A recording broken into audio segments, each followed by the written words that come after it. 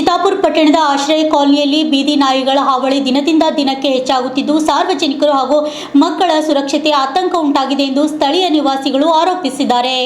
Colony ನಿವಾಸಿ ಇಬ್ರಾನ್ ಇಮಾಮ್ ಸಾಬ್ ಅವರ ಪುರಸಭೆ ಮುಖ್ಯ ಅಧಿಕಾರಿಗಳಾಗಿ ಸಲ್ಲಿಸಿರುವ ಮನವಿಯಲ್ಲಿ ಜೂನ್ 9ರಂದು ಸಂಜೆ ತಮ್ಮ ಮಗ ಮೊಹಮ್ಮದ್ ಅಯಾನ್ ಮನೆಗೆ ಎದುರುಗಡೆ ಆಟ ಆಡುತ್ತಿದ್ದ ವೇಳೆ ಬೀದಿ ನಾಯಿಗಳು ದಾಳಿ ನಡೆಸಿದ್ದು ಕಚ್ಚಿತರಿಂದ ಗಾಯಗೊಂಡಿದೆ ಎಂದು ತಿಳಿದು ಬಂದಿದೆ.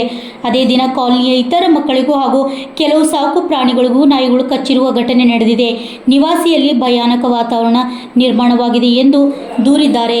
ಬೀದಿ ನಾಯಿಗಳ ಸಂಖ್ಯೆಯಲ್ಲಿ ಹೆಚ್ಚಳವಾಗಿರುವುದರಿಂದ ಮಕ್ಕಳ ಹೊರಗಡೆ ಆಟವಾಡಲು ಹೆದರುವಂತಾಗಿದೆ. ಪರಿಸ್ಥಿತಿ ಇದೇ ರೀತಿ ಮುಂದುವರೆದರೆ ಮತ್ತಷ್ಟು ಅನಾಹುತಗಳು ಸಂಭವಿಸುವ ಸಾಧ್ಯತೆ ಇದೆ ಎಂದು ಮನವಿಯಲ್ಲಿ ಉಲ್ಲೇಖಿಸಲಾಗಿದೆ. ಆದ್ದರಿಂದ ಆಶ್ರಯ ಕಾಲೋನಿಯಲ್ಲಿರುವ ಬೀದಿ ನಾಯಿಗಳು ಕೂಡಲೇ ಹಿಡಿದು ಸುರಕ್ಷಿತ ಸ್ಥಳಗಳಿಗೆ ಸ್ಥಳಾಂತರಿಸುವುದು ಸೇರಿದಂತೆ ಅಗತ್ಯ ಕ್ರಮ ಕೈಗೊಳ್ಳಬೇಕು. ನಾಯಿಗಳ ದಾಳಿಯಿಂದ ಗಾಯಗೊಂಡಿರುವ ತಮ್ಮ ಮಗನಿಗೆ ಸೂಕ್ತ ಪರಿಹಾರ ಒದಗಿಸಬೇಕೆಂದು ಇಮ್ರಾನ್ ಒತ್ತಾಯಿಸಿದ್ದಾರೆ.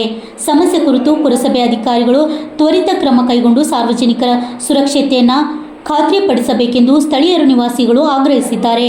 Annarai ವಿಮ್ನಿ, RJ32 Kannada news, Chittapur.